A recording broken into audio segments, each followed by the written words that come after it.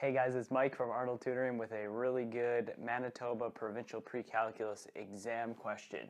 Let's read it. Solve the following equation algebraically over the interval, this stuff, 2 cos squared theta plus 9 cos theta minus 5 equals 0. So a lot going on there, but this is not unique to this January 2017 exam. They pretty much put one of these trig equations on every single exam, so let's talk about how to solve it. First thing to notice is our interval. Every trig equation has to give an interval. It could be x is an element of the reals or theta is an element of the reals. In this case, you can read this as thinking that theta, or our angle, is between 0 and 2 pi. So we're trying to solve for what theta might be, but only over that first revolution of the unit circle from 0 to 2 pi. Second, the fact that it is 0 to 2 pi means we're going to be in radians. So you must present your answer for theta in the same way that it's asked for in the question, which in this case is radians, not degrees. Next, we've got this trig equation. How do we know it's a trig equation? There's a trig ratio, so in this case it's cosine. If we see sine or tan or cosecant or any of those, that's a trig ratio. There's also an equal sign. So this is different than just simplifying trig ratios or maybe an identity. We're asked to actually solve for theta, and there's an equal sign. First step is to get everything on one side. We've already got that. The question gave it to us. Everything on one side equal to 0. Next step is to get everything in terms of one trig ratio if we can. So often they'll present cosine and sine in the same question, and we have to use our identities to change those. In this case, we've got cosine and cosine, so we're good to go there as well.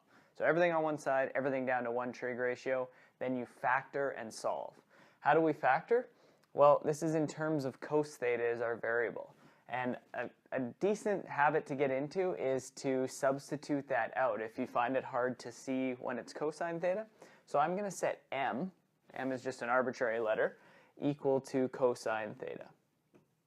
Because cosine theta is what our quadratic is in terms of here. I don't like looking at that, so I'm just going to rewrite this to say 2m squared plus 9m minus 5 equals 0. Now it looks much more familiar like a quadratic, so I'm just going to factor. You can use any factoring method you want. This isn't really a factoring video, so I'm just going to factor it how I would do it. I would say it's 2m minus 1 and m plus 5 equals 0. Now whenever we have a quadratic factored equal to 0, we just want the m values that make each of these brackets 0. So the m value to make this bracket 0 would be m is equal to positive 1/2. The m value to make this bracket 0 would be m is equal to negative 5. Now, don't forget, we said m is equal to cos theta, so we've got to sub that back in. So we're going to find our theta values where cos theta equals 1/2 and where cos theta equals negative 5. Now is where we bring trig back into it and our unit circle memorization. This question was on the non-calculator question, the non-calculator section. And we also knew it said solve algebraically. So we're going to be dealing with exact values here, not punching something into the calculator and getting a whole bunch of decimals. First thing we should notice, cos theta equaling to negative 5, that cannot happen because cos and sine always fall between negative 1 and 1. So negative 5 is outside of that, so we don't even need to worry about this. Now we just need to figure out where cos theta equals 1/2 on our interval from 0 to 2 pi. And if we know our unit circle, we should be able to say that theta is equal to, well, where's cos theta 1/2? That happens at pi over 3 and 5 pi over 3.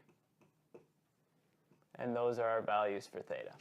So it should be a fairly quick question. You can see that there's not a lot of writing here or a ton of work to be done. We want to recognize it's a trig equation and a quadratic. Substitute cos out for m if you have a hard time seeing it and factoring it as the trig ratio.